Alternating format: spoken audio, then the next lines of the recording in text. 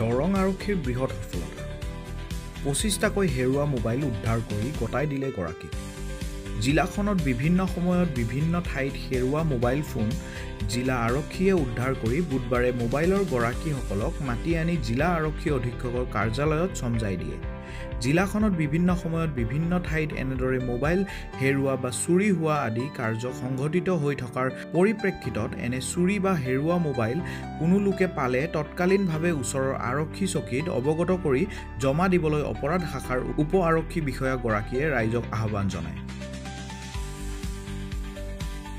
मेरा नाम है प्रणिका सिंह।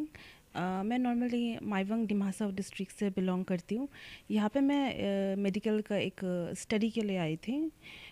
मतलब हाफ कर लिया था स्टडी, बस एक 6 मंथ्स के कोर्स था, वो कंप्लीट करने के लिए आई थी। तो अचानक से मेरा फ़ोन गुम हो गया। मतलब एक्चुअली मेरा फर्स्ट सैलरी का फ़ोन था, इसलिए मुझे मतलब एक होता है ना, फर्स्ट सैलरी का फ़ोन बहुत ख़राब लगा था। मैंने उम्मीद ही नहीं किया था कि फ़ोन मुझे मिलेगा। और कल रात को एक मैसेज आया था कि स्टेटस रिकवर्ड। तो मैं थोड़ा सी कंफ्यूज थी कि है नहीं है। तो उसके बाद मुझे एक कॉल आया।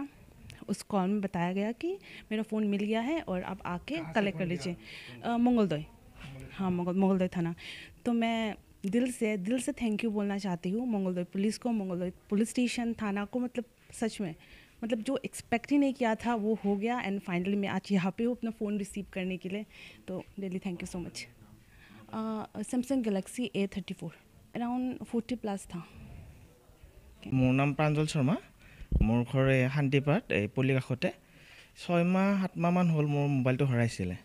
হেৰাওঁতে মই লিখিতভাৱে থানাত জনাইছিলোঁ। তাৰপিছত মঙলদৈ থানাত, হয়। আৰু মোবাইলটো পাম বুলি ভাবাই নাছিলোঁ। যোৱাকালি মোৰ তাত ফোন আহিল মোবাইলটো পোৱা বুলি, থানাৰ পৰা ফোন আহিছে। আৰু মোবাইলটো পাই বৰ ভাল লাগিছে আৰু একো আশাই কৰা নাছিলোঁ মোবাইলটো পাম বুলি। সেইটো কাৰণে মই ধন্যবাদ জনাইছোঁ দৰং আৰক্ষী থানাক আৰু তেওঁলোকক ধন্যবাদ জনাইছোঁ। থানাবোৰত বিভিন্ন সময়ত ৰিপৰ্টিং হয় যে মিছিং মোবাইল বা ষ্টলেন মোবাইলৰ, আৰু সেইমতে থানাসমূহৰ পৰা ৰিকুইজিশ্যন আহে। আৰু ৰিকুইজিশ্যন অহাৰ পিছত আমাৰ যোনটো CIR পৰ্টেল এটা আছে, চেণ্ট্ৰেল ইকুইপমেণ্ট আইডেণ্টিটি ৰেজিষ্টাৰ বুলি, সেই পৰ্টেলটোত আমি সেই যিখিনি মোবাইল মিছিং মোবাইল বা ষ্টলেন মোবাইলৰ ৰিপৰ্ট আহে, সেই মোবাইলৰ ৰিলেটেড আমি ডাটাখিনি আমি তাত এণ্ট্ৰি কৰোঁ সেই পৰ্টেলত। আৰু পিছত আমি ৰেগুলাৰ আমি মনিটৰিং আমাৰ কৰা যায়।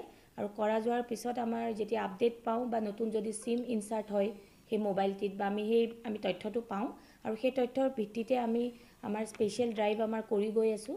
আৰু আজি আমাৰ 25টা মোবাইল তেনেকুৱা ৰিকভাৰী হৈছে। আৰু আমি তেওঁলোকৰ যি অথৰাইজড অ'নাৰ আছে তেওঁলোকে আজি ল'বলৈ আহিছে SP অফিচত।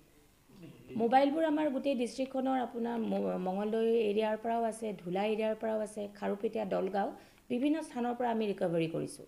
মানুহৰ হাতৰ পৰা ৰিকভাৰী হৈছে। আমি আৰু তাৰ যেতিয়া আমি প্ৰিলিমিনাৰী এনকুৱাৰী কৰিছোঁ, আমি মেক্সিমাম আমি দেখা পাইছোঁ যে মানুহসকলে ৰাস্তাত পৰি থকা পাইছে, নহ'লে তেওঁলোকে কোনোবা দোকান এখনত পাইছে। গতিকে আমি পাব্লিককো আমি সজাগ কৰিব বিচাৰি আছোঁ আপোনালোকৰ মাধ্যমেৰে। যদি কোনোবাই তেনেকুৱা মোবাইল পায় লগে লগে আহি পেলাই যাতে থানাত জমা দিয়ে। বহু ক্ষেত্ৰত তেওঁলোকক আমি এইটো সজাগতাও আমি এটা তেওঁলোকক মানে আৰম্ভ কৰিছোঁ, কাৰণ তেওঁলোকৰ লগত আমি ডাইৰেক্ট আমি SP অফিচত মতা হৈছে যাৰ তাত মানে মোবাইলটো পোৱা গৈছে। আৰু তেওঁলোককো আমি এৱেৰ কৰিবলৈ আমি ট্ৰাই কৰি আছোঁ যে কোনোবাই যদি ৰাস্তাটো বা মানে কোনো কাৰ্যসূচী বা সভা বা মেলে মিটিঙেও বহুতে মানে পাইছে মোবাইলটো, আৰু পাই তেওঁলোকে ইউজ কৰি আছে। গতিকে আমি তেওঁলোককো আমি আপোনালোকৰ মাধ্যমেৰে জনাব বিচাৰিছোঁ, কোনোবাই যদি তেনেকৈ ক'ৰবাত মোবাইল পায় তেনেহ'লে লগে লগে যাতে নিয়েৰেষ্ট পুলিচ ষ্টেচন বা আউটপোষ্ট বা PPত যাতে জমা দিয়ে।